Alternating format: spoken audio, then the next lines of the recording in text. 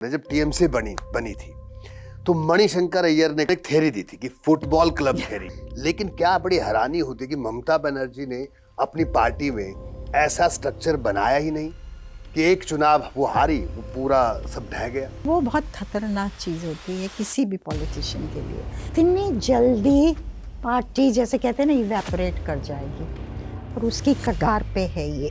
TMC में इतना crisis इतनी जल्दी हो जाएगा उसका किसी को भी आभास नहीं था। मुझे लगता है शायद बीजेपी को भी नहीं था कि इतनी जल्दी कि ममता ने अपनी ऑर्गेनाइजेशन में ऐसे लोगों की भीड़ इकट्ठी कर दी जिनके लिए पॉलिटिक्स एक करियर था कि साहब आज यहाँ जॉब कर रहे हैं, सब अच्छा चल रहा है, अगर आज ऑर्गेनाइजेशन में खराब है कहीं दूसरी जगह नौकरी ढूंढ लेते हैं। अब सयोनी घोष को देख लीजिए जी, हाल के चुनाव में किस तरह से वो सामने, वो तो सेकंड ममता थी। एग्जैक्टली। जिस तरह से आवाज उनकी बुलंद थी, जिस तरह से एग्जैक्टली बीजेपी को ललकार रही थी और मतलब आप जैसे कह रहे महीना भी नहीं हुआ। ममता बनर्जी जो एक आम सूती साड़ी पहन के चप्पलों में घूमती थी, जैन गाड़ी में घूमने वाली, वैगनार में घूमने वाली ममता बनर्जी, और आखिर में वो भी परिवारवाद के चक्कर में फंस जाएगी कि नेता अपने परिवार के मेंबर को ट्रस्ट करते हैं। क्यों आज पॉलिटिक्स इज बिग मनी। उसको संभालना,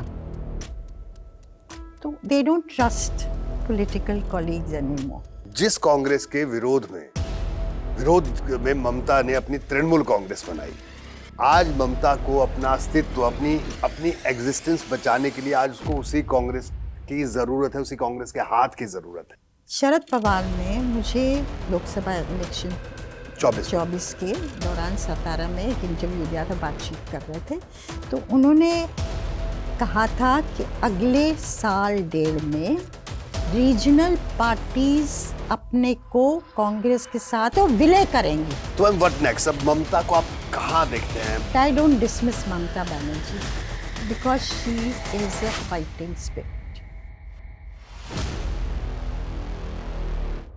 नमस्कार, आप देख रहे हैं जिंदाबाद। मैं रोहित सावल और न्यूज स्कैन में आज हमारी खास मेहमान है सीनियर जर्नलिस्ट नीरजा चौधरी जी, जो कि जानी मानी स्तंभकार भी हैं और हाउ पीएम डिसाइड्स जैसी चर्चित किताब की लेखिका भी हैं।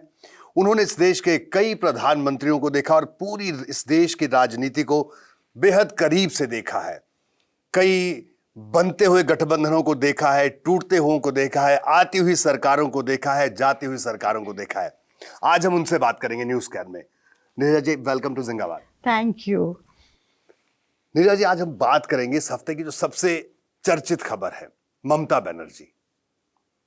तो आखिरकार क्या लगता है आपको कि पश्चिम बंगाल के चुनाव के जैसे ही नतीजे आए, उन नतीजों के आने के बाद इतने जल्दी जो पार्टी विपक्ष में जिसको बैठना था वो पार्टी टूटती हुई नजर आ रही है, तृणमूल कांग्रेस ममता बनर्जी की? क्या इस देश के इतिहास में पहले भी कभी ऐसा हुआ कि हाँ, पार्टियां टूटती रही हैं, बनती रही हैं, लेकिन नतीजे आने के एक हफ्ते के भीतर ही? ये अपने आप में थोड़ा हैरान करने वाली बात है। क्या कहेंगे इस हाँ, पर? ये बात आपकी बिल्कुल सही है कि इतनी जल्दी पार्टी जैसे कहते हैं ना इवेपोरेट कर जाएगी और उसकी कगार पे है ये।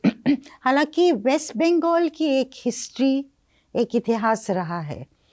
आपको याद होगा कि एक बहुत इमोशनल स्टेट है ये। 1977 में जब लेफ्ट फ्रंट की गवर्नमेंट आई थी, उसके बहुत जल्दी बाद ही कांग्रेस दिखाई नहीं देने। बिल्कुल। और फिर जब ममता बनर्जी आई पावर में, 34 साल की लेफ्ट फ्रंट को उखाड़ के 2011 में, तो उसके बाद लेफ्ट फ्रंट का नामो निशान नहीं है असेंबली में। तो कहीं ना कहीं जो हारता है उसके लिए एक एग्जिस्टेंशियलिस्ट क्राइसिस बन जाती है वेस्ट बंगाल में। और प्रदेशों में शायद इतना नहीं है। आप हारे, आप अपोजिशन में बैठेंगे, फिर जीतने का प्रयास करेंगे, फिर दूसरा आएगा, ये सब दौर चलता रहता है जैसे कि डेमोक्रेसी में चलना चाहिए जी।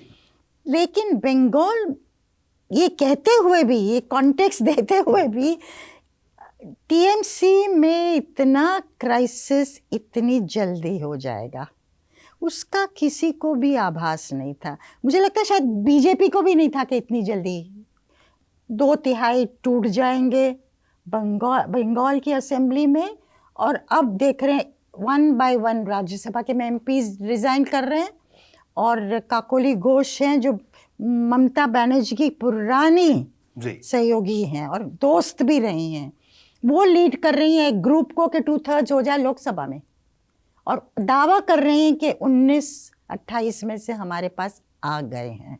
जी अब चिट्ठी नहीं गई है लोकसभा स्पीकर के पास अभी फिलहाल, जैसे कि हम बात कर रहे हैं, तब तक तो नहीं गई है जी।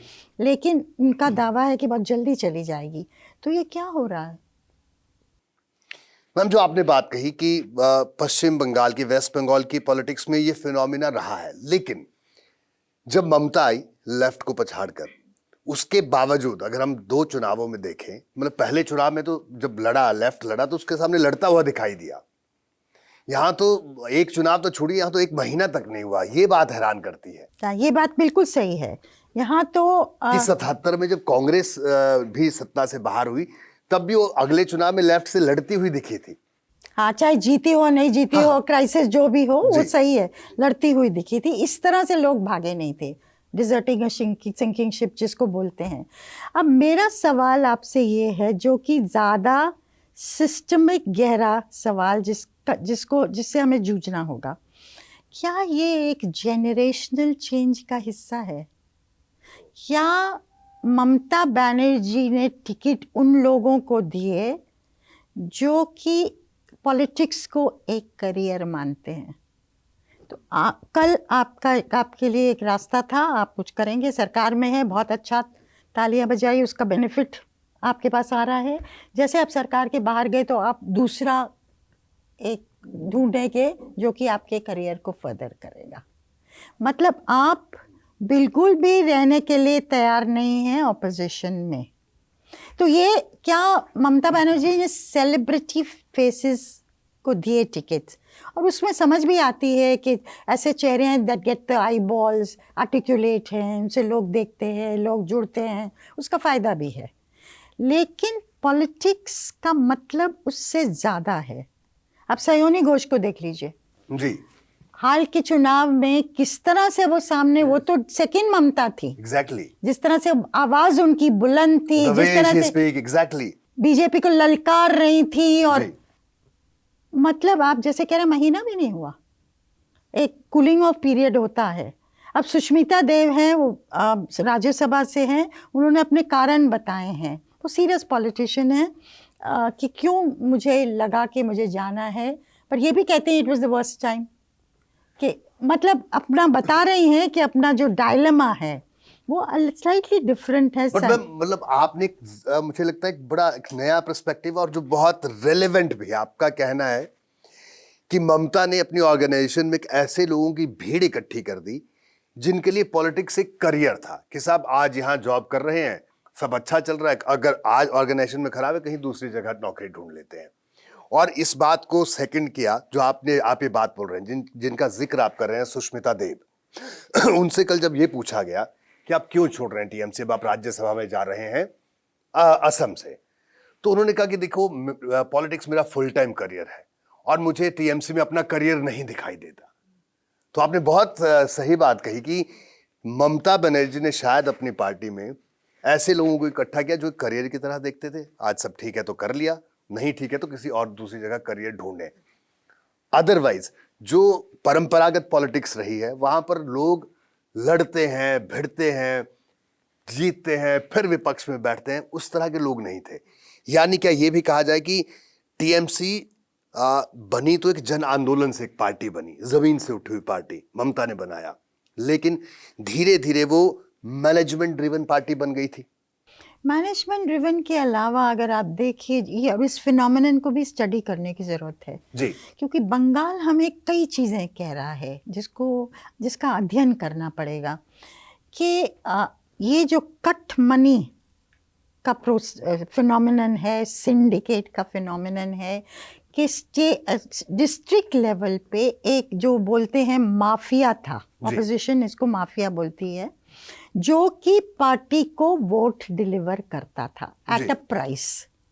हर एक चीज़ के लिए अब अगर लोग कहते हैं ना, जैसे कि मुझे घर रेनोवेट करना है तो वो लोग आएंगे, टीएमसी वाले बोलेंगे कि आपको क्या करना है, ये हम करेंगे, हम कॉन्ट्रैक्टर देंगे, सीमेंट आप हमसे लेंगे, हर चीज़ आप हमसे लेंगे एट अ प्राइस। तो एक जैसे सरकार और सिटीज़न के बीच में एक मैं पैरेलल सिस्टम नहीं कहूँगी, सिर्फ पैरेलल तो था, और उससे पैसा वसूली करते थे और वो आपको पॉलिटिकल डिविडेंड देते थे जी। अब वो सिस्टम लेफ्ट के ज़माने में भी था, हालांकि आइडियोलॉजिकल उस पर थोड़ा अंकुश था। लेकिन ममता के ज़माने में तो बिल्कुल जैसे कहते हैं ना, फर्स्ट टर्म को छोड़ दीजिए, बाकी 2 टर्म्स में एकदम हावी हो गया, जिसकी वजह से लोगों ने रिएक्ट किया। आज लोग चोर चोर जो बोल रहे हैं जी। ये कहा जाता है कि बीजेपी करा रही है, ये बीजेपी हो सकता है करा रही हो, पर बीजेपी टोटल नहीं करा सकती है वो, क्योंकि लोगों के अंदर गुस्सा भरा है और कई जो विधायक हैं वो वापस जाके पैसा भी दे रहे हैं लोगों को जो उनसे लिया था। तो ये जो सिस्टम था ना, ये डेमोक्रेसी या स्टेट क्राफ्ट का क्या नया हिस्सा है? क्या सिर्फ बंगाल तक सीमित है? हम लोगों को पता है करप्शन बेतहाशा है। आज क्लीन पॉलिटिक्स, प्रिंसिपल पॉलिटिक्स करना असंभव है। Next impossible. कोई भी करना चाहेगा तो या तो बाहर कर दिया जाएगा मक्खी की तरह, या फिर उसको एक कोने में कर दिया जाएगा। तो हमारी पॉलिटिक्स का जो ये चेहरा है ना, बंगाल क्या एक एक्सट्रीम रूप में हमें एक वार्निंग दे रहा है, वेकअप कॉल दे रहा है कि इसको देखने की ज़रूरत है। मुझे तो लगता है इसको डीपली स्टडी करने की ज़रूरत है। मैम डीपली, बिल्कुल सही आपने कहा कि इसको डीपली स्टडी करने की ज़रूरत है। हम इस पर भी आएंगे क्योंकि जो रीजनल पार्टीज हैं डेमोक्रेसी के लिहाज से वो भी बहुत ज़रूरी है, उस पर भी हम चर्चा करेंगे। अच्छा, लेकिन एक और चीज़ मैं आपको, सॉरी इंटरप्ट कर रही हूँ, जो आपने कहा ना, वो है अभिषेक बैनर्जी फिनोमिनन।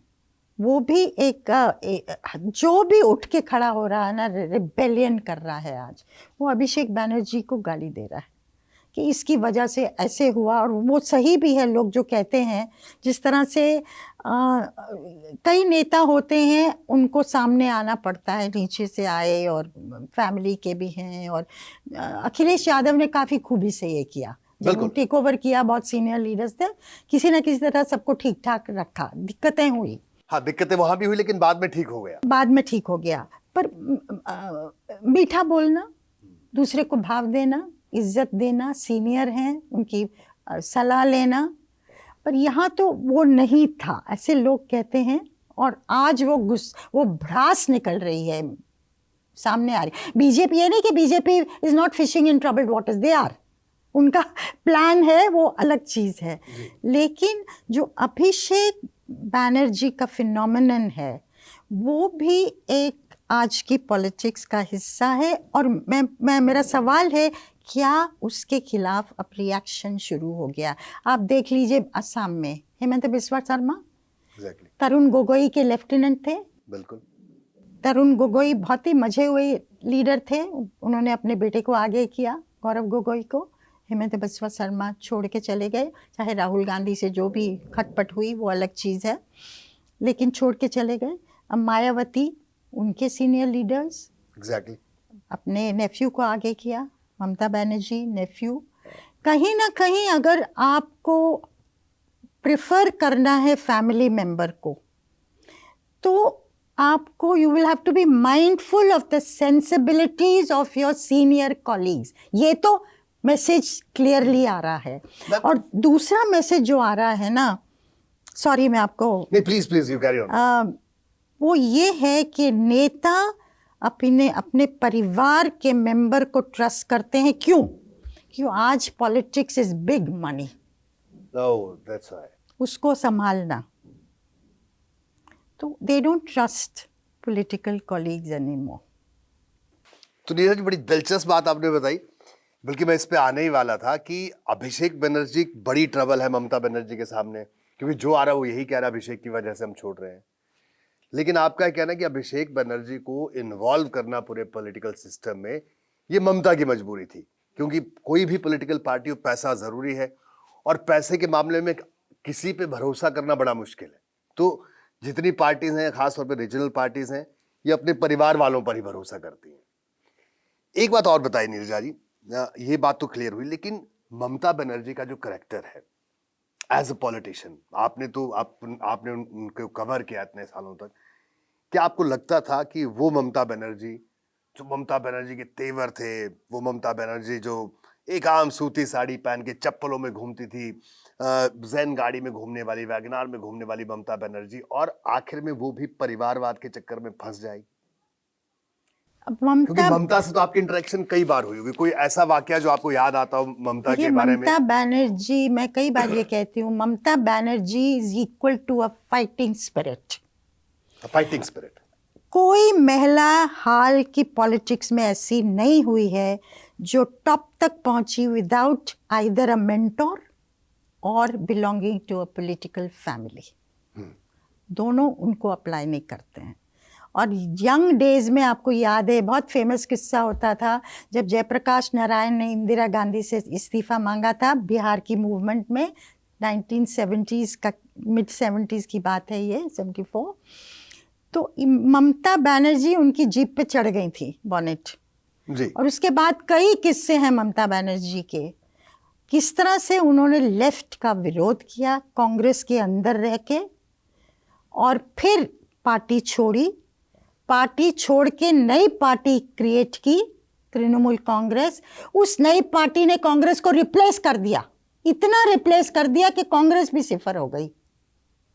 और वही नहीं, 34 साल की लेफ्ट फ्रंट गवर्नमेंट को उखाड़ दिया, और 5 इलेक्शंस में 2011 के बाद बीजेपी को बाहर रखा। बिल्कुल, अभी तक तो रखा, बीजेपी को बाहर रखा, कांग्रेस को बाहर रखा, लेफ्ट को बाहर रखा, मतलब 3 बड़ी ताकतों को बाहर रखा और ममता। नई पार्टी सिंगल हैंडेडली खड़ी की, and not belonging to a political family. जब ममता नई पार्टी खड़ी कर रही थी और जब कांग्रेस अनबन शुरू हुई थी, उस दौरान दिल्ली में या कलकत्ता में कहीं आपकी मुलाकात हुई ममता बनर्जी से? मैंने जब ये पहले एमपी बन के आई थी ना, हाँ जी, तो मैंने इंटरव्यू किया था उनका। अच्छा, जरा उसके बारे में कुछ बताइए। वो मैं याद कर रही हूँ कि क्या था, बट मुझे इतना याद है कि कोई बंगाल से वन ऑफ द लीडर्स केम, वो भागी, फिर कहा कि कल करेंगे, और कि दिया उन्होंने, बट शी वाज बहुत ही, what is the word, enthusiastic, passionate. Narasimha Rao भी इनको जब सरकार थी तो बहुत केयरफुली हैंडल करते थे भाई, इनकरेज भी करते थे कि उनके लिए बहुत अच्छा था ना, लेफ्ट उनको सपोर्ट कर रहा था उस टाइम शुरू में जब वो पावर में आए। तो ममता जब हल्ला करती थी तो फिर लेफ्ट को थोड़ा काबू में रखने का चांस मिल जाता था। उस महीने में नरसिम्हा राव बहुत ही खिलाड़ी प्रधानमंत्री थे, तो ये भी होने दिया, वो भी होने दिया। और फिर तो जब वो, और अटल जी और सोनिया गांधी के साथ बहुत अच्छा रिश्ता था। अच्छा, उस वक्त भी सोनिया गांधी ने तो कहा था कि जब ये छोड़ने वाली थी तो कहा था अभी रुको, अच्छा, ऐसा मैसेज आया था जहाँ तक मुझे याद आ रहा है। और बहुत अच्छा रिश्ता था इनका, शरद पवार से बहुत अच्छा था। और अटल बिहारी वाजपेयी से, हालांकि जब अटल बिहारी वाजपेयी पहले पावर में आए 96 में, तो आए तो 13 दिन की सरकार थी, तो अलाइज मिले नहीं, तो मुझे जल्दी सरकार चली गई। फिर 98 में जब आए तो शुरू के सप्ताहों में 2, 3, 4 जो सप्ताह थे, सारा क्राफ्ट करना था ये कोएलिशन को, मल्टी पार्टी कोएलिशन को।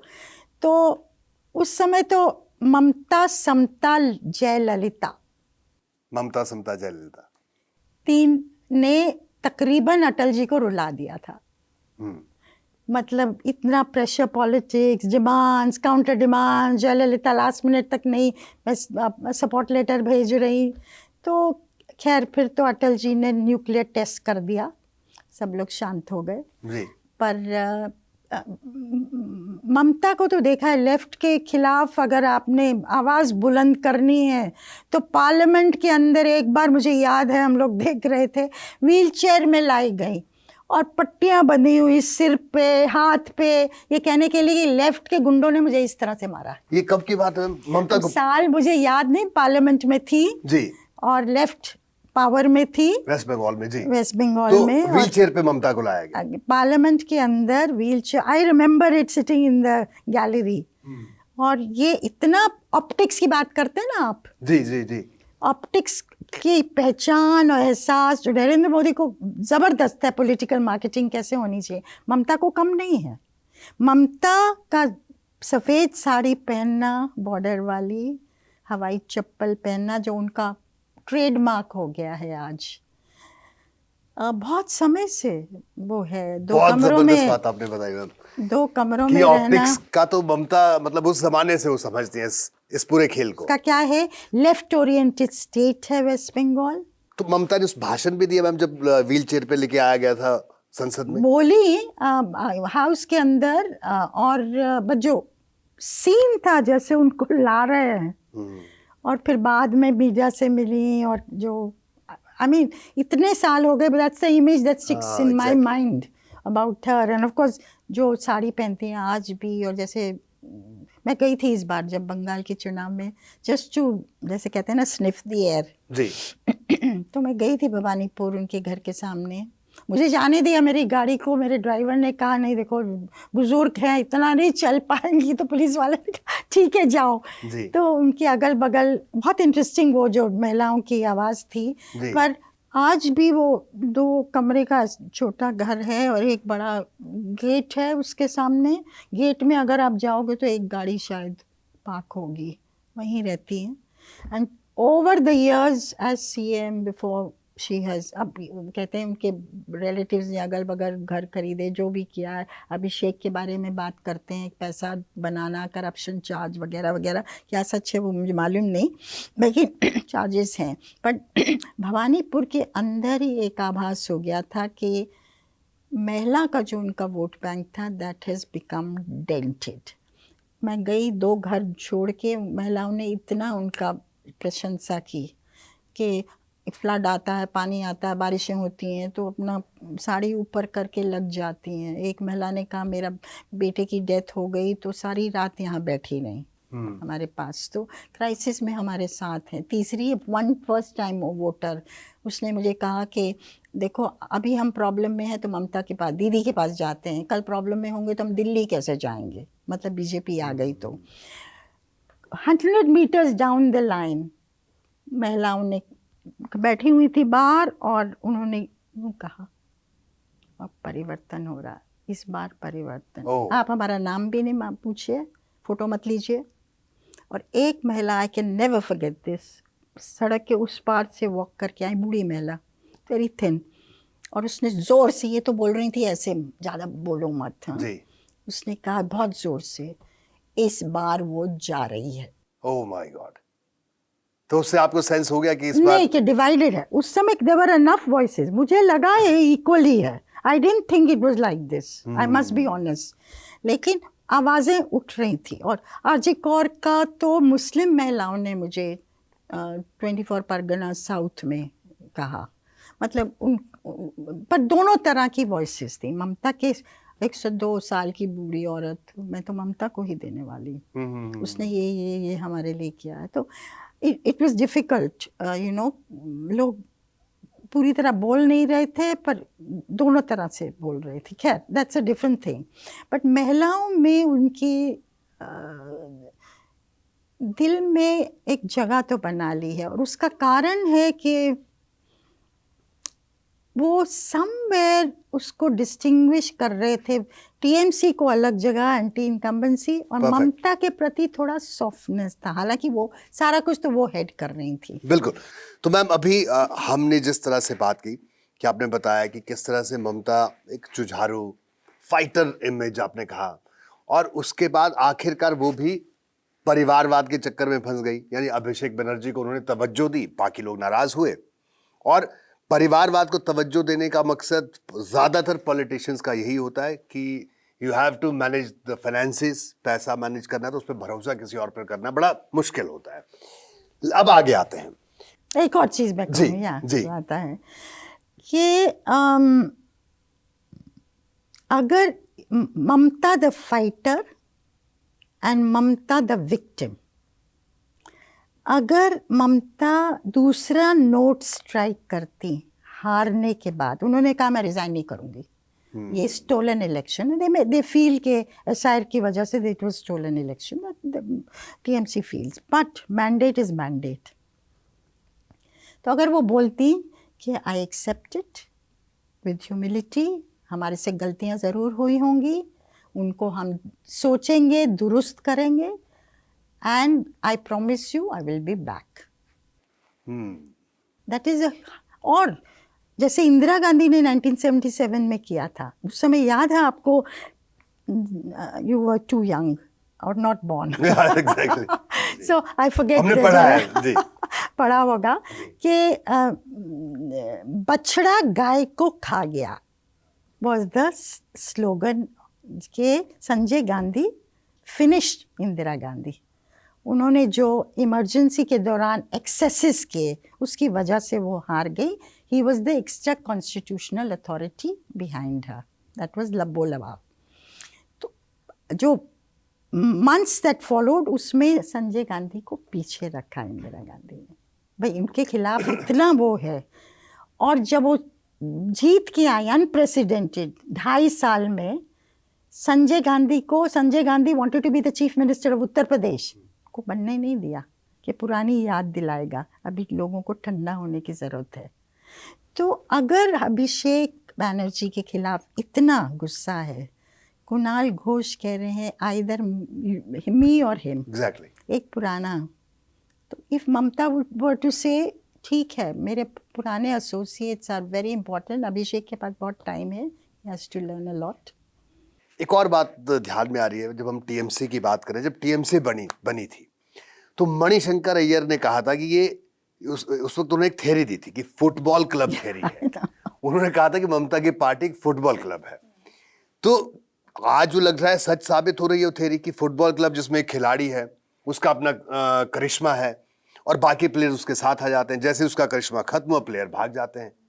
तो मणिशंकर अय्यर की थ्योरी मतलब कहीं तो ठीक साबित हो रही है। कुछ तो उसमें दम है, मतलब जैसे जिस तरह से चीजें हो रही हैं उससे तो लगता है कुछ तो दम है, जिस कॉन्स्टिट्यूशन है पर मैम आपको नहीं लगता कि ऐसी पार्टियां, मतलब ये तमाम क्षेत्रीय पार्टियों के लिए भी, रीजनल पार्टीज के लिए एक वेकअप कॉल है कि अगर एक व्यक्ति पर, जैसे कोई ऑर्गेनाइजेशन खड़ी होती है, जैसे बीजेपी है या इवन मैं कांग्रेस की बात भी कहूंगा, they have a organisational structure, even left parties they have ideology, एक स्ट्रक्चर है ऑर्गेनाइजेशनल।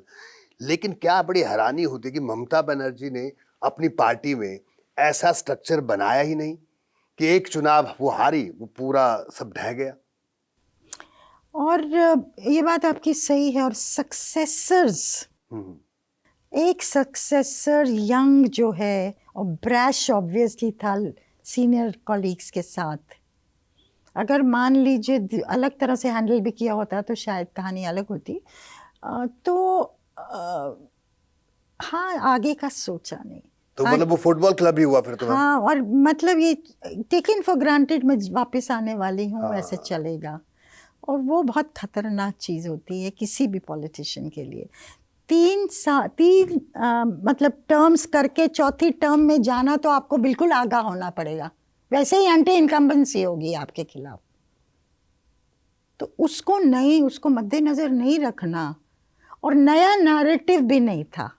नैरेटिव क्या था? बंगाल की प्राइड, फॉरवर्ड लुकिंग नहीं था। और ये this brings me to another thing, जो तमिलनाडु का मैसेज है, बंगाल का भी मैसेज है, वो यंग पीपल, जेन जी जो है उसका मैसेज है। बल्कि तमिलनाडु में तो जेन अल्फा का मैसेज है, 2 to 14 ईयर ओल्ड, जिन्होंने अपने पेरेंट्स ग्रैंड पेरेंट्स को कंपेल किया वोट करने के लिए, विजय के लिए।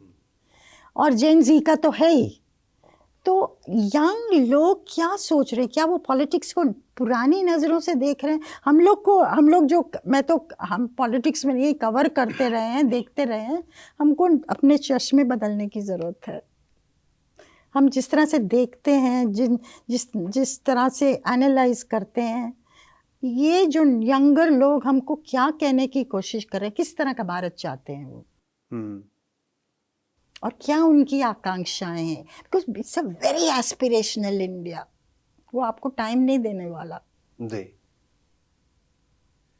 तो जितनी भी रीजनल पार्टीज हैं, जब वो किसी स्टेट से बाहर होती हैं तो वो ये कहती हैं कि साहब ईवीएम खराब है, या बीजेपी ने ऑपरेशन कर दिया, या कई बीजेपी के लोग भी बड़े गर्व से कहते हैं। लेकिन मैम, मेरा ये मानना है कि बीजेपी ने बेसिकली जो सर्कमस्टेंसेस हैं, जो हालात बने, बीजेपी ने उसका फायदा उठाया है।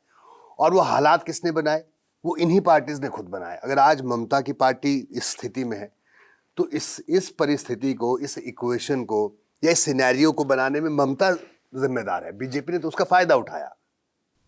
हाँ, बीजेपी ने फायदा उठाया, सिर्फ बाय डिफॉल्ट फायदा नहीं उठाया, एक हाँ। स्ट्रैटेजी कायम की, कैसे बंगाल जीतना है। पिछली बार हार गए जी, और मतलब जिसको कहते हैं ना किलर इंस्टिंक्ट, ये तो जीतना ही है। जी। और बंगाल उनके लिए बहुत इम्पोर्टेंट है, एक स्टेट मात्र नहीं है वो।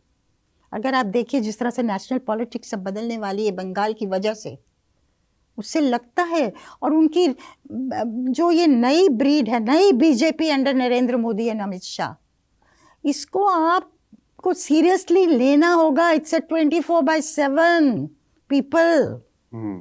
उनके लिए पॉलिटिक्स शाम को 7-8 बजे वो करके घर जाने वाली नहीं है। वो तो बिल्कुल round the clock they breathe politics. they eat politics and they breathe politics. और you know Amit Shah group of 23 को था ना पहला राउंड इलेक्शन का बंगाल में।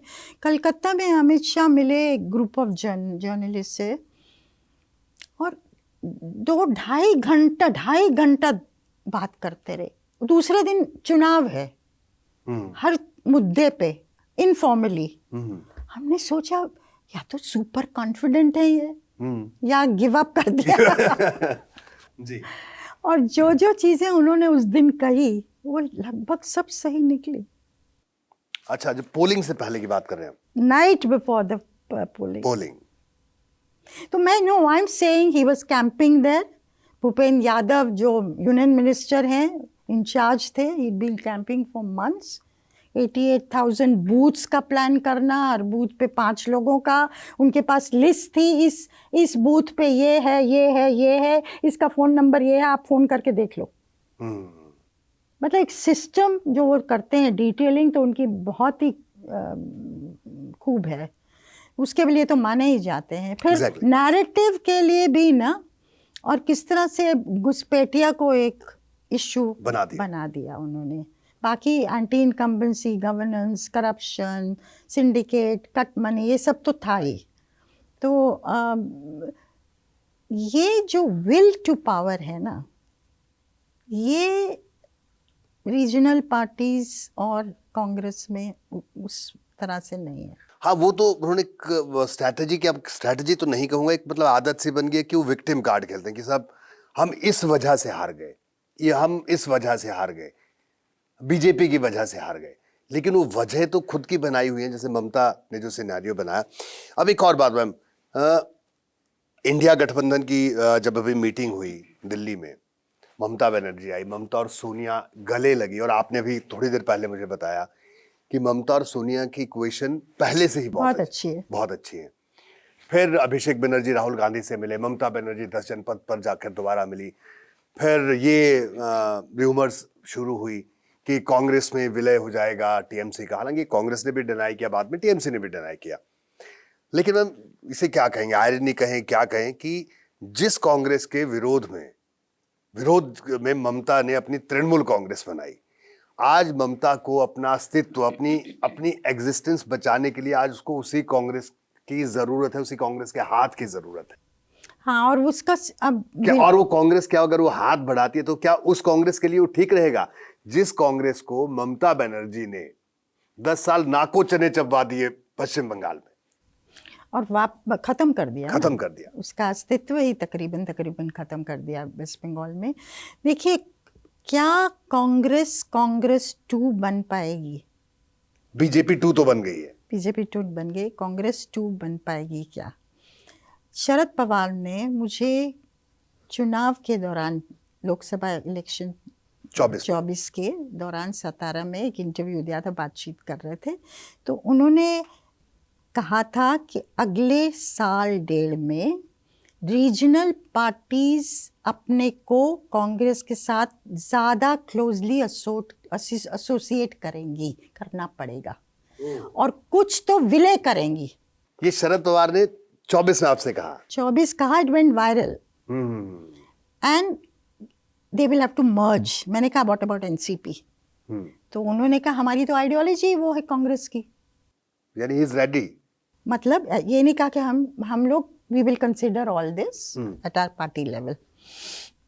कई महीने बाद उनसे पूछा गया किसी ने, तो उन्होंने कहा हमारे पास कोई ऑफर ही नहीं आया कांग्रेस से। मतलब एक ट्रायल बलून की तरह उन्होंने ये स्टेटमेंट दिया, सिक्का उछाला। हाँ, और देखते क्या रिएक्शन होता है। और कुछ कांग्रेस से रिस्पांस नहीं आया। एनसीपी अब फिलहाल टूट गई, कमज़ोर हो गए शरद पवार। तो अब ममता कमज़ोर हो गई, हर एक रीजनल पार्टी कमज़ोर हो गई है। आप गिन लीजिए, अरविंद केजरीवाल, आरजेडी, हरियाणा की तमाम रीजनल पार्टीज, हरियाणा की पार्टीज, अन्ना डीएमके अन्ना डीएमके हालांकि दूसरी साइड में है। बिल्कुल। जिसको देख लीजिए, ममता तो बहुत बड़ा, ममता वाज इनविंसिबल।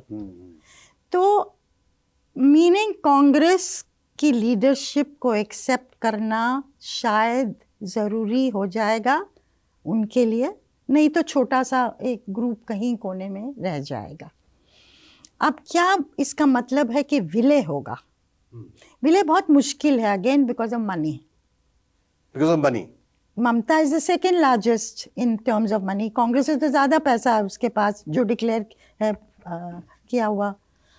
तो क्या वो पैसा कांग्रेस के नीचे चला जाएगा? मतलब too many details. Exactly ma'am, बहुत। और फिर फ्री हैंड देंगे उसको, बंगाल में दे सकते हैं। तो Congress will have to move towards being a more federalised party, तो नहीं कहूँगी, अलायंस। कांग्रेस वहाँ है और आपके शरद पवार को आपने फ्रीडम दे दिया। मुश्किल है क्योंकि आपकी अपनी पार्टी है, कंप्लीट फ्रीडम दे, तो ममता को तो फ्रीडम दे दिया। अब साउथ में विजय तो आपके पास अभी आए नहीं, ना आएंगे इतनी जल्दी। वो नहीं चाहेंगे सेंटर में भाजपा को नाराज कर दें, उनको तो सरकार चलानी है। डीएमके अब बाहर चले गए, अन्ना डीएमके है नहीं, तो तमिलनाडु तो एक वैक्यूम सा हो गया है। खैर, जितनी भी पार्टियां हैं जिनके साथ आपका रिश्ता होने वाला है, मोटा मोटा we are now headed towards a to coalitional arrangement, जो पहले कुछ सालों तक था। डोमिनेंट बीजेपी इसके अलाइज के साथ, और उसमें अलाइज ऑल जुड़ेंगे, जो वेस्ट बंगाल के कारण जी हुआ है, होगा। और दूसरी तरफ कांग्रेस विद जो भी उनके अलाइज हैं। तो अगले सालों में हम ये देख रहे हैं। पर विलय होगा कि नहीं? अगर मान लीजिए विलय हो जाता, जिसकी संभावना का जिक्र शरद पवार ने किया था, क्या ममता बनर्जी कांग्रेस के अंदर वापस जाएंगी? क्या शरद पवार वापस जाएंगे? क्या जगन रेड्डी वापस जाएंगे? क्या देवेगौड़ा की पार्टी वापस जाएगी, जो कांग्रेस का एक हिस्सा थे? अशोक गहलोत ने मेरे ख्याल ये स्टेटमेंट भी दिया है, कुछ लोगों ने ये स्टेटमेंट दिया है कि ऐसा होने की अब ज़रूरत है। कुछ लोगों को तो छोड़ दीजिए क्योंकि कांग्रेस का हिस्सा नहीं रहे, जैसे कि शिवसेना है या पुराने सोशलिस्ट हैं। बिल्कुल। जैसे जहाँ से मुलायम की पार्टी आई या लालू यादव की पार्टी आई, उनको छोड़ दीजिए, उनसे अलग रिश्ता होगा। क्या पर कांग्रेस एज कांग्रेस 2 बन सकती है? काफ़ी दिक्कतें होंगी, पर अलायंसेस, क्लोज अलायंसेस, जहाँ आप उनको फ्रीडम दीजिए एक्शन का। बड़ी इंटरेस्टिंग बात आपने कही। यानी अगर इस कांग्रेस को इस वक्त अगर बीजेपी से लड़ना है तो उसको कांग्रेस 2 बनना होगा। कांग्रेस 2 बनना होगा। और अभी आपने देखा कि सब लोग यही कहते हैं कि कांग्रेस को बड़ा दिल दिखाना चाहिए, कांग्रेस को बड़ा दिल दिखाना चाहिए। इवन अखिलेश यादव ने भी कहा, क्योंकि अभी यूपी का चुनाव आने वाला है, तो वहां पर भी सीट शेयरिंग की बात होगी। कांग्रेस का जनाधार यूपी में कम है, लेकिन उन्होंने भी यही बात कही कि कांग्रेस को बड़ा दिल दिखाना चाहिए। तो जो कांग्रेस 2 अगर बनती है, तब वो इस गठबंधन से लड़ने की स्थिति में खड़ी होगी। आपका ये मानना है? देखिए, कांग्रेस का बड़ा दिल डज नॉट मीन कि आप कांग्रेस का कार्यकर्ता अगर जाइए ना, बिहार में गई, पटना में उनके ऑफिस गई, काफ़ी लोग बैठे हुए, सबकी एक ही आवाज़ थी, मायूस थे उस समय कि हमको अपने आप रिवाइव करना है। हम सारी सीटें अगर इनको देते गए तो हम कब रिवाइव करेंगे? तो वो भी एक आवाज़ है। तो आपको कहीं ना कहीं एक बैलेंस बिठाना है। अखिलेश यादव को ज़्यादा पता है यूपी के बारे में आज, और उनको 2024 में उनकी स्ट्रैटेजी काम कर गई पीडीए की जी, कि भाई यादव को कम करो, बैकवर्ड्स को ज़्यादा दो, दलित्स को ज़्यादा दो, अपर कास्ट को भी दो, और ये पीडीए का जो कॉम्बिनेशन था सीट शेयरिंग का बहुत इफेक्टिव हुआ था ये। अब अगेन उनको सोचना पड़ेगा कास्ट पे जाए, कास्ट पे तो इन होगा ही जी। दूसरी तरफ से धावा किस चीज़ पे बोला जाता है वो अलग चीज़ है। सिमिलरली ममता को वेस्ट बंगाल में इनको डोमिनेंट वॉइसेस तो बनाना ही होगा, और ये वहाँ सेंसिटिविटी, स्किलफुलनेस, स्टेट्समैनशिप, बड़ा दिल जो आप कह रहे हैं ना, वो सामने आना पड़ेगा कांग्रेस की लीडरशिप तो मैम द्वारा। सोनिया गांधी और ममता बनर्जी आपने कहा बड़े क्लोज हैं ये लोग, तो क्या ऐसे इक्वेशन के आसार हैं जब आपने भी ये रूमर सुनी कि विलय हो सकता है, क्या एक दूसरे पर इनका इतना असर है दोनों का कि सोनिया की बात नहीं, Sonia Gandhi is a very good listener. Hmm, जब ये आपको याद है मायावती से 2 बार मिली थी 2.5 घंटा बात हुई थी, जब मायावती ने जैसे गेस्ट हाउस का कांड उसके बारे में सोनिया गांधी को बताया था। मैंने एक बार सोनिया गांधी से मिली थी, मैंने पूछा था आप लोग 2.5 घंटा क्या बात कर रहे थे। अच्छा, आपने पूछा सोनिया जी से? तो उन्होंने कहा वो पूरा गेस्ट हाउस का गेस्ट बता हाउस रहे कांड। थे कितना ट्रॉमेटिक था उनके लिए, आज भी लोग कहते हैं। तो एक सोनिया गांधी के इंटरेस्टिंग है कि लोग उनको ट्रस्ट करते हैं, जैसे ममता हुई, मायावती है, जो एक रैपर, जब और चीज़ें काम नहीं करती तो सोनिया गांधी को लाया जाता है कि आप इंटरवीन करिए, करुणानिधि के साथ भी, औरों के साथ भी। इवन वीपी सिंह जो इनको छोड़ के चले गए थे, जब यूपीए की सरकार बन रही थी तो वीपी सिंह की मदद ली थी, जो अलाइज नहीं आ रहे थे उनसे बात करने के लिए। तो she is very pragmatic also. तो आप वीपी सिंह भी सोनिया गांधी की बात मानते थे, आप ही कह रहे हैं? मतलब वीपी सिंह ने मदद की थी, Sonia Gandhi reached out to VP Singh at that time. ये 2004 की जब मैं बात कर रही हूँ, जबकि राजीव की सरकार को गिराया था वीपी सिंह ने और प्रधानमंत्री बने थे, जिसके लिए कई लोग हैं कांग्रेस में आज तक उनको माफ नहीं किया है। लेकिन Sonia Gandhi is very pragmatic and उस मायने में I think lot of across party leaders trusted her. तो आप जो पूछ रहे हैं ना, yes she can play a very important role even today, जब झंझट होते हैं, डिफरेंसेस होते हैं और इकट्ठा करना। तो मैम व्हाट नेक्स्ट? अब ममता को आप कहाँ देखते हैं? आपका जो इतने साल का एक्सपीरियंस है और जो आप इतने करीब से आपने चीज़ों को देखा है। देखिए इंडियन, हालांकि as I said party is unravelling ऐसा लग रहा है, but I don't dismiss Mamata Banerjee even though she is now in her 70s, not in her 30-40s, because she is a fighting spirit. Very simply वो manifest कैसे होगा? पर ma'am अगर मैं तो कहती हूँ 7 MLAs उनके साथ जो खड़े थे जब वो प्रोटेस्ट करने गई, हाँ 7 MLA, मान लीजिए 4 MPs रह जाते। हाँ, इससे अभी जो जिस तरह से रोज अपडेट्स आ रहे हैं वो इसी तरफ जा रही हैं चीजें। I still don't dismiss. मतलब आप कह रहे हैं कि ममता के साथ अगर 4 MP और 7 MLA भी रह जाएंगे तब भी Mamata, I don't dismiss, she can fly from the ashes. She can. हालांकि हमारी पॉलिटिक्स आज ऐसा दिखता नहीं है कि बहुत ही scene, but she is cornered and it's not as I say she is in her 70s, she is not young. लेकिन एक स्पिरिट है ममता बनर्जी में, और बंगाल कैसे टर्न कर सकता है, करेगा, क्योंकि एक कहीं ना कहीं लोगों के मन में गुस्सा भी है इनके रूल के खिलाफ, but something is there for her. एक कुछ है, एक शायद सिंपैथी। हाँ सिंपैथी, हाँ सिंपैथी कि भाई कुछ तो किया था इन्होंने। तो मैम अभी तक हमने जो बात की ममता के बारे में कि कैसे पार्टी में टूटे, परिवारवाद आया, और फिर उसके बाद अब अगला क्या आप कह रहे हैं कि अभी भी ममता को पूरी तरह से ममता अप्रासंगिक नहीं हुई है, अभी भी वो रिलेवेंट हैं? टाइम लग सकता है, वी डोंट नो, क्योंकि पॉलिटिक्स इतनी चेंज करती है, वी डोंट नो। और इस बीच जब हम बातचीत कर रहे हैं, एक और बड़ी इंटरेस्टिंग बात आपने कही, वही जो शरद पवार वाली बात कही कि उन्होंने 24 में कह दिया था कि आने वाले 1-1.5 साल में देश में ये स्थितियां पैदा होंगी कि कांग्रेस में या तो पार्टियों में मर्ज होना होगा या कांग्रेस के छाते तले आना होगा, और वो होते हुए दिख रहा है। और शरद पवार मतलब इज अ वेटरन पॉलिटिशियन, उन्होंने कई चीजें देखी और हर पार्टी में उनके दोस्त हैं, ऐसा भी कहा जाता है। बिल्कुल। तो उनकी जो भविष्यवाणी से कह लें, व्हाटएवर, या स्टेटमेंट कह लें, ये तो सच भी साबित होती हुई दिख रही है। धीरे धीरे अब रीजनल पार्टीज कांग्रेस के करीब जा रही हैं, जो जिस तरह की जो दरारें थी वो भी कम हो रही हैं? देखिए, उसमें लीडरशिप का बहुत बड़ा रोल रहेगा। किस तरह से आप पेश आते हैं बाकी पार्टियों के सामने, जो आपने कहा जी। बड़ा दिल, वो सब चीज़ों को इंक्लूड कर लेता है। तो किस इज्जत से आप उनको लाते हैं, किस तरह से पावर शेयर करते हैं। The name of the game is power sharing. Power sharing. Trust की भी लोग बात करते हैं, but it is convergence of interest जी।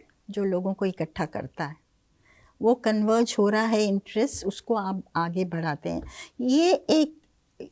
ये लीडरशिप पे डिपेंड करेगा, फ्लेक्सिबिलिटी। जी।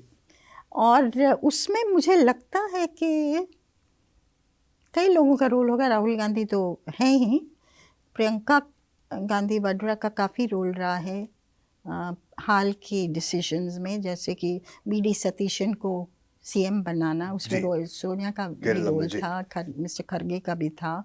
एक ये एंटनी से बात हुई थी। राहुल गांधी तो वेणुगोपाल को चाह रहे थे, पर फ्लेक्सिबिलिटी दिखाई।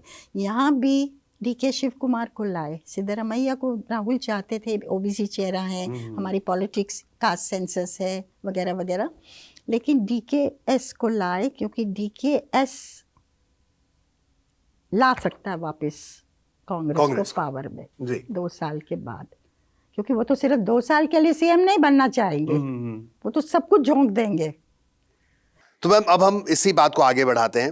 लेकिन मैं जो कह रही थी ना, इस यूनिफिकेशन क्रिएशन ऑफ कांग्रेस 2 में सोनिया गांधी का रोल अहम हो सकता है।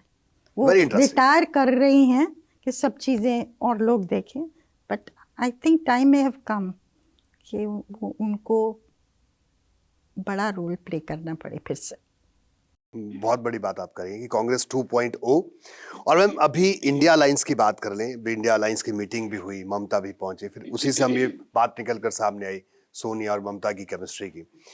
और अब इंडिया अलायंस के सामने जो सबसे बड़ा टेस्ट कहा जाए इनके सामने है, वो एक है उत्तर प्रदेश में, एक पंजाब में, और यूपी सबसे बड़ा टेस्ट है। तो यूपी में क्या आपको लगता है कि इंडिया अलायंस, अगर यूपी के में स्टेक होल्डर्स की बात करें तो जाहिर सी बात है अखिलेश यादव और कांग्रेस, जो पूरा इंडिया अलायंस है, तो वो आपको लगता है कि वो योगी आदित्यनाथ की भाजपा, अमित शाह की भाजपा, नरेंद्र मोदी की भाजपा, इनको 24 में कब एक फिनोमिनन है कि 24 में अखिलेश यादव ने बता दिया कि आपको मेरी पिच पर आकर लड़ना है, वो पीडीए की पिच पर ले आया भारतीय जनता पार्टी को। तो ऐसे में इंडिया अलायंस के लिए ये जो 27 का यूपी का चुनाव होगा, इसको कैसे देखती हैं आप? देखिए, एक तो यूपी सबसे अहम है, कहना नहीं चाहिए हम लोग सब जानते हैं। साउथ में लोग बहुत बिदक जाते हैं जब आप ऐसी बात करते हैं, और लेकिन एक सही बात है। अगर मान लीजिए नरेंद्र मोदी 71 सीटें नहीं जीते होते उत्तर प्रदेश से 2014 में, तो मेजॉरिटी नहीं आई होती। अगर 62 नहीं जीते होते 2019 में, तो 303 पे नहीं जाते। और अगर वो सीटें गिर के 29 सीटें से गिरी ना, लूज किया, तो 240 पे भी नहीं आते, जो बिलो मेजॉरिटी। उत्तर प्रदेश था जिसने खेल कर दिया, और वो एक भाजपा के लिए प्रॉब्लम था। क्यों?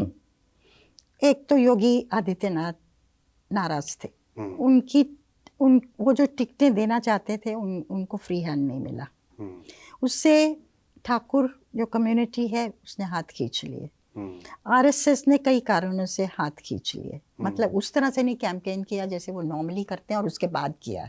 24 की बात कर रही हूँ मैं। और जो 400 पार का नारा दिया, उससे दलित भी एक आशंकित हो गया, क्या हमारा आरक्षण तो नहीं खो जाएगा, संविधान तो नहीं बदल देंगे, विधान तो नहीं बदल देंगे। और दलित बस्तियों में मैंने देखा था यूपी में कि वो यही चर्चा हो रही थी, तो दलित तो बितका वहां से। तो कहीं, और ओबीसी भी कई जगहों पे उस तरह से नहीं आया खुल के जैसे कि पहले वोट किया था भाजपा के लिए। तो भाजपा के लिए कई नेगेटिव्स थे और कई पॉजिटिव्स थे अखिलेश यादव और कांग्रेस के लिए। पीडीए की स्ट्रैटेजी जिसका हमने जिक्र किया, इफेक्टिव पार्टनरशिप थी। अब वो चीज़ें जो कमजोरियां थी उनको तो इन्होंने दुरुस्त कर लिया, भाजपा ने। जी। योगी आदित्यनाथ वहाँ हैं, बदलने की बात होती रहती है, बदल नहीं सकते हैं, ना बदलने वाले हैं। तो अब ऐसा क्या लगता है आपको कि योगी को बदल ही नहीं पाया, आज तक चर्चा होती रही? क्योंकि उनका एक एक स्टैंडिंग है, हैसियत है, और लोग उनको उनकी इंडिपेंडेंट फॉलोइंग भी है। जैसे नरेंद्र मोदी की फॉलोइंग पार्टी से ज़्यादा है, उसी तरह योगी आदित्यनाथ की भी फॉलोइंग भाजपा से ज़्यादा है। मतलब इंडिपेंडेंट। मैंने देखा देवेंद्र फडणवीस की जो स्वेरिंग इन हुई ना 24 में महाराष्ट्र का जब इलेक्शन हुआ बम्बई में ग्राउंड्स में, मैं गई थी और सारे सीएम्स आए थे, बीजेपी के, एनडीए के, सबको इंट्रोड्यूस किया जा रहा था। Yogi Adityanath got the maximum applause. मतलब बम्बई की ऑडियंस की बात कर रही हूँ। हाँ, मुझे भी ध्यान में, मैं टीवी पे मैं देख रहा था उस सेरेमनी को। और उनको बुलाया जाता है। अब आप अग्री करिए उनसे, डिसअग्री करिए, वो अलग चीज़ है, वहाँ उसमें हम नहीं जा रहे हैं। लेकिन एक ही चीज़ लोग बोलते हैं। कोई किसी टैक्सी ड्राइवर, कोई भी यूपी वाला जो घरों में काम करे, कितने यूपी वाले हैं यार, इनसे बात कर लीजिए कि कैसा जा रहा है, योगी वापस आ रहे हैं, और क्या कहेंगे आपको, लॉ एंड ऑर्डर ठीक हो गया। एक ही चीज बात। तो मैम, जो योगी क्या केंद्र में खटपट चलती रहती है, इसको लेकर क्या कहेंगे आप कि अमित शाह और योगी की नहीं बनती, इस तरह की चर्चाएं जो होती हैं? देखिए उसमें तो है ही ना, वो तो। और ऐसा क्यों है? इसको बीजेपी फिर ठीक क्यों नहीं कर लेती? बीजेपी तो इतनी बड़ी पार्टी है। हाँ, नहीं, ठीक करना इतना आसान नहीं है ना। अगर योगी को हटा देंगे तो किसको लाएंगे आप? और हटा के अगर आपने स्टेट ही खो दिया तो आपके तो लेने के देने बढ़ जाएंगे। सिर्फ यूपी नहीं खोएंगे आप, 2029 को अफेक्ट करेंगे। ये रिस्क नहीं लेगी भाजपा। उनके आपस में फैक्शनल फाइट्स हो सकती हैं, और वो हैं। तो वो क्यों है? मतलब वही वजह, मतलब दोनों ही दावेदार हैं पोस्ट मोदी इरा के। हालांकि मोदी कहीं नहीं जा रहे अभी, 2029 में नरेंद्र मोदी ही रहेंगे चेहरा पार्टी का, और सबका सपोर्ट होगा। मतलब संघ का भी है, आरएसएस का भी है। मतलब अभी बड़ी बात आपके 29 में भी मोदी ही चेहरा होंगे, बीजेपी का, एनडीए का। बिल्कुल, उसमें और तो कोई दिखता नहीं है। ये तो हम बाद की बात कर रहे हैं। अभी तो हम 27 में थे, आप 29 में चले गए। देखिए बिल्कुल, जब लोग बात करते, खासकर आरएसएस के लोग, अब लेट्स अमित शाह तो डी फैक्टो चीजें चला रहे हैं। कुछ चीज़ें छोड़ दीजिए, फॉरेन पॉलिसी वगैरह को, बाकी तो चला ही रहे हैं ना। और पूरा उनको ट्रस्ट है नरेंद्र मोदी का।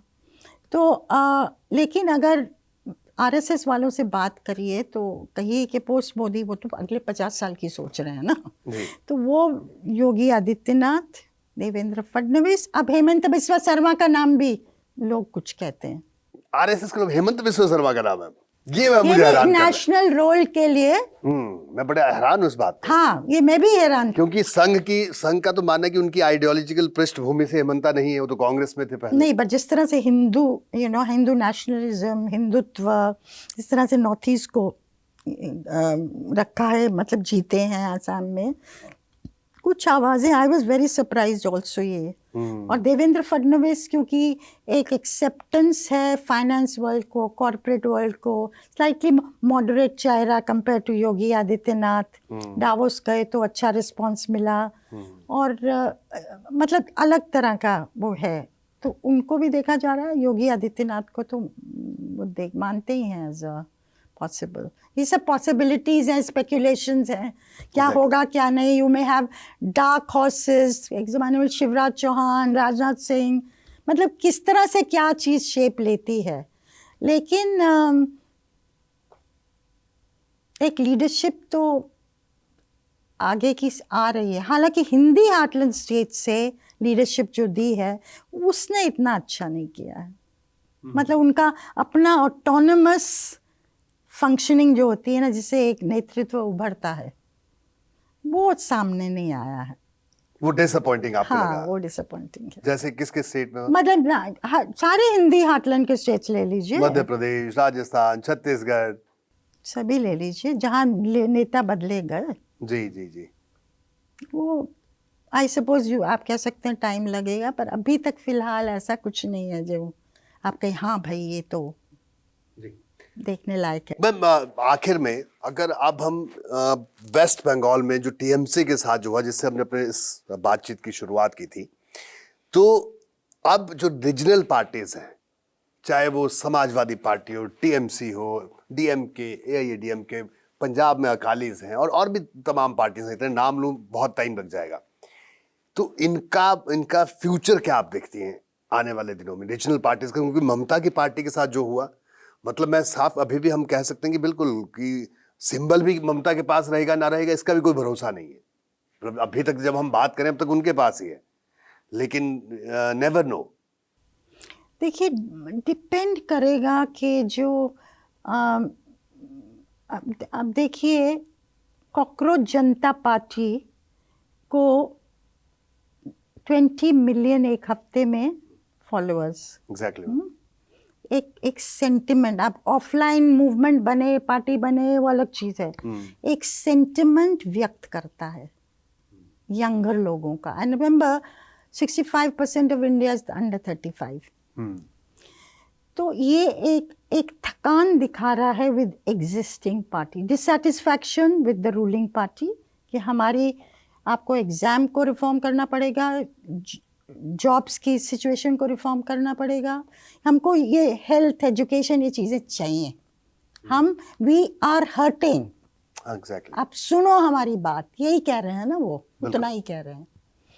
तो एक डिससैटिस्फैक्शन, लेकिन एक disappointment with existing opposition parties because they could have gone to the handle of these parties. 20 million have not gone to the Congress handle or Aam Aadmi Party handle or TMC handle or RJD handle. नहीं गए ना। बिल्कुल बिल्कुल। और विजय का phenomenon, पहली बार में 108 सीटें ले जाना, कोई पॉलिटिकल बैकग्राउंड एग्जैक्टली है ही नहीं। बिल्कुल। तो थकान दिखाता है ना। But much will depend on ये नए फोर्सेस कैसे शेप करते हैं। अब अन्नमलाई नई पार्टी स्टार्ट करने जा रहे हैं। हाँ बिल्कुल, हम कोई नहीं जानते 2 साल बाद क्या सिचुएशन होगी, क्या उनको लगता है ये एक फर्टाइल भूमि है। एग्जैक्टली। जिसको देखें तो सही। और मैम मुझे तो लगता है बीजेपी की मर्जी से हो गए हैं कि हाँ जाइए आप अपना। मुझे भी लगता है प्लान बी की तरह यूज होगा। हाँ कि भाई आप जाके देख लो, अभी हम लोग क्लिक नहीं किए हैं। हाँ। तो हिंदी अभी क्लिक नहीं किया है, लेकिन उसकी भूमि बनानी पड़ेगी। अगर Dravidian thinking ethos, philosophy weaken होती है तो हमारे लिए जगह बन पाएगी। एग्जैक्टली।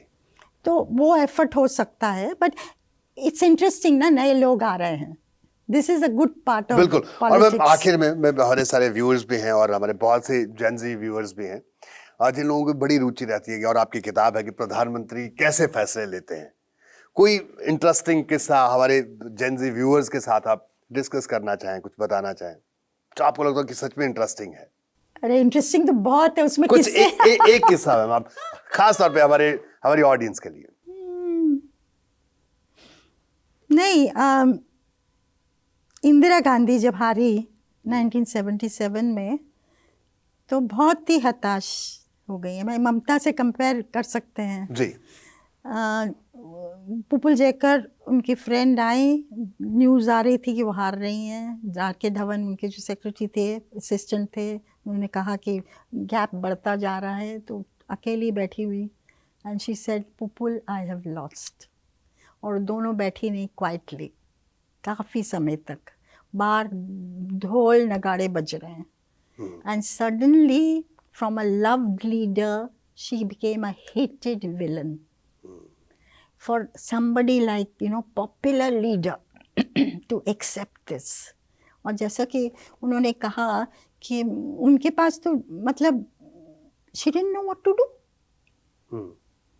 मतलब फ्रेंड्स के नंबर्स भी नहीं है, वो भी सेक्रेटरी करते थे, कार भी नहीं है, वो भी चली गई, ऑफिस भी नहीं है, फाइलें भी नहीं है, करेंगे क्या आप? और उन्होंने कहा कि, और उनको आभास था कि उनके बेटे को जनता पार्टी किसी ना किसी तरह डैमेज करेगी, बहुत डर था उन्हें। उन्होंने कहा मैं तो हिमालय जाके रिटायर करना चाहती हूँ। इंदिरा जी ने कहा। इंदिरा जी ने, मैं जाके छोटा घर ले लूँगी किसी नदी के किनारे जहाँ पेड़ हैं, पेड़ों से बहुत प्यार था, और I will now retire. But she bounced back with in months. और वो क्यों? क्योंकि उनके बेटे के खिलाफ शाह कमीशन ये सब हुआ। और वंस शी बाउंस्ड बैक, फिर तो वो ऐसे लड़ी कि 2.5 साल में 353 सीट्स लेके आई, जो पहले का रिकॉर्ड बीट कर दिया 1971 का। और वही इंदिरा गांधी, अब जो 1977 से 1980 में she went to every temple, she became such a believer. वो ऑप्टिक्स थी या वो नहीं, पार्टली डर था मेरे ख्याल संजय के बारे में, और जो लोग कहते हैं और पार्टली पॉलिटिकली यूज़ किया उसको, लेकिन बिलीवर भी थी। एक किस्सा मैंने बुक में लिखा है, in fact I and a chapter with that. और मेरी शुरुआत किताब लिखने की इस किस्से के बारे में सुनने के बाद हुई थी। Oh great. 99 में मैंने एक किस्से के बारे में सुना था, किसी बताया था, and I thought I must write a book. और वो था कि जब ये जीती 1980 की जनवरी में, तो ये मोहन मीकन वाले थे जो ये ओल्ड मॉन्क रम बनाते हैं और बहुत इस्टेब्लिश कंपनी, वो इंदिरा गांधी के बहुत करीब थे, उनको फंडिंग भी करते थे। और खैर उनके जो मैनेजर थे वो बहुत करीब आ गए थे इंदिरा गांधी के, आना जाना ये सब हेल्प करते थे। तो उन्होंने कहा मैम आपको चामुंडा जाना चाहिए। चामुंडा देवी पालमपुर हिमाचल में बहुत मानती थी, वो हर महीने पैसा भेजती थी, प्रसाद आता था ये। अच्छा, हिमाचल चामुंडा देवी। तो उन्होंने कहा ठीक है, हाँ बिल्कुल जाना है। तो फिर उन्होंने तय किया कि मैं आऊँगी। मैसेज आया कि 22 जून को मैं आना चाहती हूँ, मैं जम्मू जा रही हूँ, वापसी पे आऊँगी तो तैयारी कर लो। तो ये लोग मोहन बीकन वाले गए और वहाँ सारा हिमाचल की सरकार के लोग और तैयारी की। और फिर उनका मैसेज आ गया, I am not coming. She was flying back to Delhi. तो जो पंडित था वहाँ का, वो बहुत ही नाराज़ हुआ। उसने कहा कि माँ विल नेवर फॉरगिव। आज ऑर्डिनरी इमॉर्टल जो जाता है ना इंसान, नहीं आए तो माँ फॉरगिव करती, माँ माफ़ करती, माफ करेगी। रूलर शासक ऐसा करेगा हाँ। तो माँ कभी नहीं माफ़ करेगी। तो खैर उन्होंने समझा बुझा के पूजा की, वापस आ रहे थे, रास्ते में खबर आई कि संजय गांधी का प्लेन क्रैश कर गया। ओह, जब वो दिल्ली आ 23, हाँ। तो वो वापस भाग के आए और 2 बजे सुबह पहुँचे और she was sitting next to the body and immediately got up, came to them and said क्या ये इसलिए हुआ है कि मैं चामुंडा नहीं गई।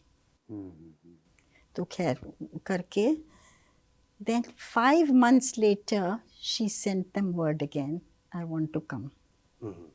और गई और पूरा तामझाम सरकार के लोग वहाँ और जो पंडित था वही पंडित, और जैसे वो कर रहा था पूजा, his hands were shaking, क्योंकि इन्होंने हर मुद्रा, हर एक चीज़, मत्था टेकना से लेके इतना टू परफेक्शन किया।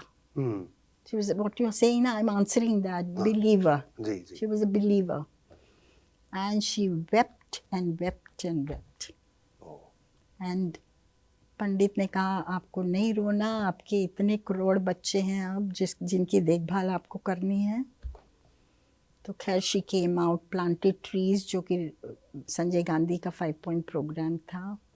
And then she came to Delhi that evening और एक मीटिंग थी। वहाँ उन्होंने स्टेज पे राजीव गांधी को बुलाया था और ऑडियंस को इंट्रोड्यूस किया था राजीव को। अच्छा, वहाँ से लौटते ही। और जो लोग पॉलिटिकली अट्यून थे ना, they made a note. And of course then she groomed him as the successor and all. But to answer your question, उन्होंने शुरू में जब ओथ लिया था ना, जब प्रधानमंत्री बनी थी, तो it was in the name of Constitution. बाद में जब 1980 में ओथ लिया था, it was in the name of God. अच्छा, दूसरी बार it was in the name of God. So she was, I think she used जो हिंदुआइजेशन का फेज था उनका 77 से 80, because she lost the support of the Muslims. Enforced sterilization जो संजय गांधी का programme था, जिसकी वजह से मुस्लिम्स बहुत नाराज हुए थे। बट टेम्पल गोइंग, और आरएसएस के चीफ ने उस समय बोला था इंदिरा गांधी बहुत बड़ी हिंदू है। अच्छा, उस वक्त गोलवलकर? नहीं, गोलवलकर नहीं, ये देवरास देवरास, एंड देवरास, बाला साहब Deoras. Bala Saheb. And so politically of course कि उनको ऑफसेट करना था जो loss of Muslim with more Hindu and Hindu छवि, तो वो सब तो था। But I think somewhere she herself believed in what she was doing. बहुत रोचक आपने किस्सा ये सुनाया।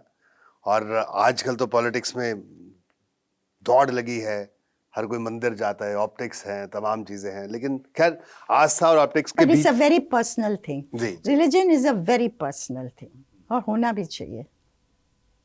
राजीव गांधी को किस तरह का प्रधानमंत्री आप आंकती हैं? Rajiv Gandhi forward looking, young, wanted to break new ground. कितनी चीजें की आने के बाद में, सॉल्व करना जो माँ ने नहीं सॉल्व कर पाई थी, Punjab problem, Assam problem, Mizoram accord, voting age को कम कर देना। आज जो आप कहेंगे ना, जेन जी से नीचे वालों को भी वोटिंग राइट देना, टेक्नोलॉजी मिशंस, और ये पीसीओज जो पहले शुरू हुए, कम्युनिकेशन रेवोल्यूशन उसी टाइम स्टार्ट हुआ। गांव के लेवल पे आप बात कर सकते हैं। आज जो हम मोबाइल है ना, हम लोग आज जो मेरे घर में काम करती है वो अपने गांव में 4 बार दिन में बात करती है, सब ठीक है ना, क्या हो रहा है। संभव नहीं था उस टाइम, 2 साल में आप 1 बार जाओगे घर। तो एकदम वो शुरुआत राजीव के टाइम से हुई।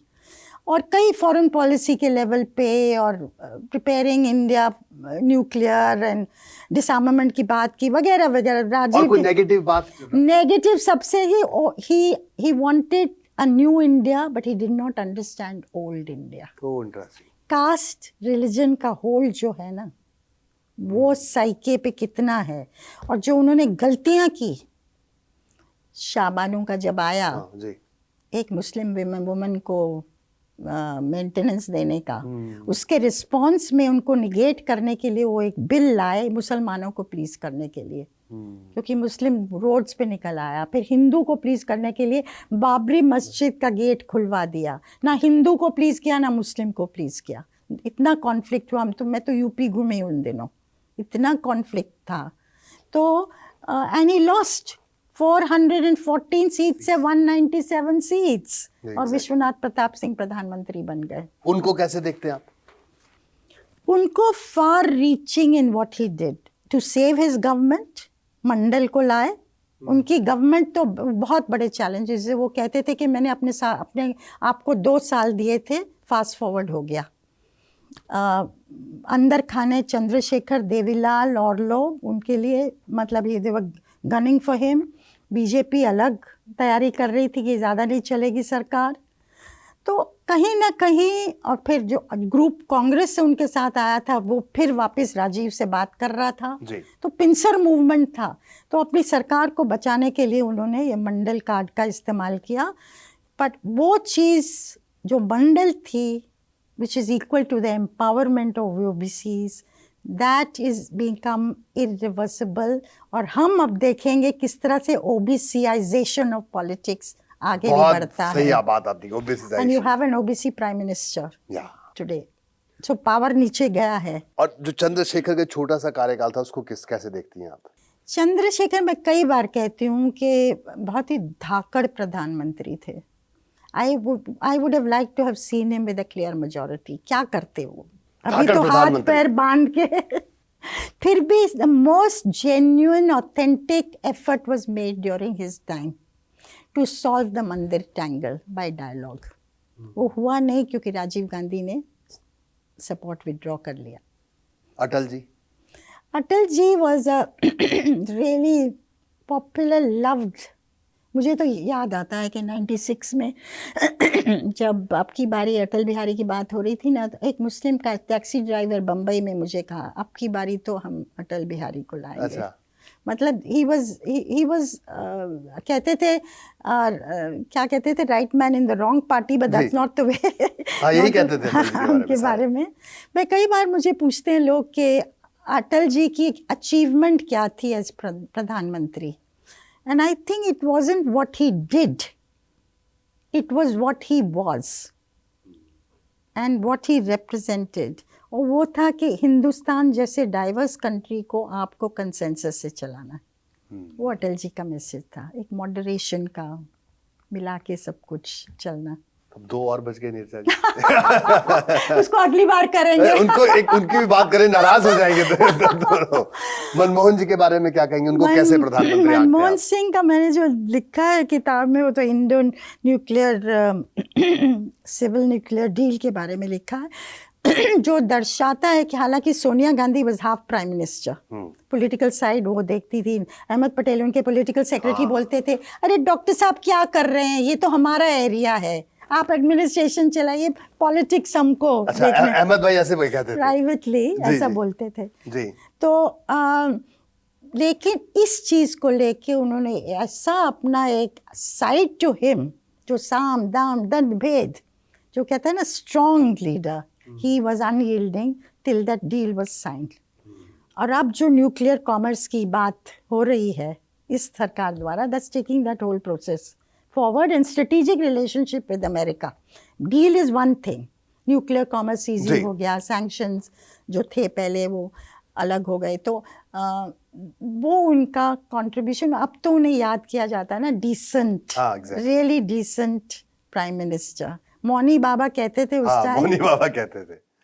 और मोदी जी के कार्यकाल को कैसे देखते हैं आप? मोदी जी का कार्यकाल इज, एज आई से, it is paradigm shift in Indian politics. मैं कहती हूँ कि जैसे उनकी अपील क्या है, हालांकि क्या लेगेसी छोड़ेंगे वो अभी तो we don't know. Is going to make a bid for the 4th term. So it's a work in progress. हाँ, ये आपने कहा भी है अभी कि अब वो तो 29 का चेहरा भी वही होंगे. हाँ, वो it's a work in progress. But Hindu हृदय सम्राट, सोशल वेलफेयर प्रोग्राम्स, 800 मिलियन लोगों को 5 किलो ग्रेन देना, और उसमें उज्ज्वला, मतलब कितनी जो वेलफेयर की स्कीम्स हैं. मतलब अगर सिस्टम नहीं दे पा रहा है तो कुछ ना कुछ लोगों के हाथ में होना चाहिए. इंदिरा गांधी कहती थी, वीपी सिंह ये कहते थे दोनों, कि if unless you can cater to the poor you can not win elections. ये संभव नहीं है. तो कहीं ना कहीं social welfare programme, then also non elite, non English speaking OBC prime minister has an appeal to aspirational India, small town India, कि we can make it good. और कुछ नेगेटिव जो आपको लगता हो? नेगेटिव मैं 2 चीजें कहती हूँ. Negative I will say, I call them challenges, and I say diversity of India.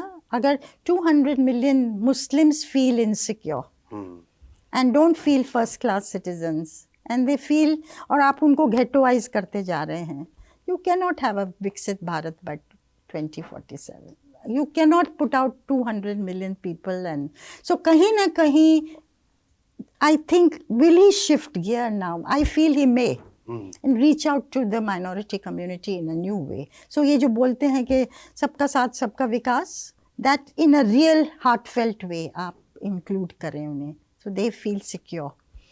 ये एक है. Then dissent. Dissent, you know, मैं कहती हूँ democracy has deepened in one way because today you have an OBC prime minister. जो लोग हाशिए पे थे वो पावर में wield कर रहे हैं. That is a deepening of democracy. But there is a parallel process जहाँ आपके institutions have come under pressure. Media has come under pressure. Judiciary has come under pressure. Parliament has come into कई हमारे जो institutions हैं. Therefore अगर आप dissent नहीं होगा तो आप आईना नहीं दिखा पाएंगे सरकार को. Make it accountable. और मैं एक और कदम आगे कहती हूँ, डिसेंट इज नेसेसरी. अगर आप सवाल नहीं पूछेंगे ये ठीक नहीं है जो हो रहा है, तो आप आगे कैसे बढ़ेंगे, क्रिएटिव कैसे होंगे, नई रिसर्च कैसे आएगी, नए आइडियाज कैसे आएंगे, अगर आप वही रटते रहेंगे पुरानी चीजें, हामियां भरते रहेंगे. आपको you have to question at every turn. Universities में you have to dissent for new ideas to come. So we have to, I think dissent is very critical. Exactly ma'am. Ma'am thank you so much, बहुत मजा आया आपसे बात करके, और Thank you. आपने जिस बड़े साधारण शब्दों में जो अभी जो पॉलिटिकल सिनेरियो है उसको समझाया हमारी ऑडियंस को, और खास तौर पे ये जो आपने आखिर में जो पूरा शेयर किए जो तमाम किस्से, thank you so much. Thank you. Okay, thank you.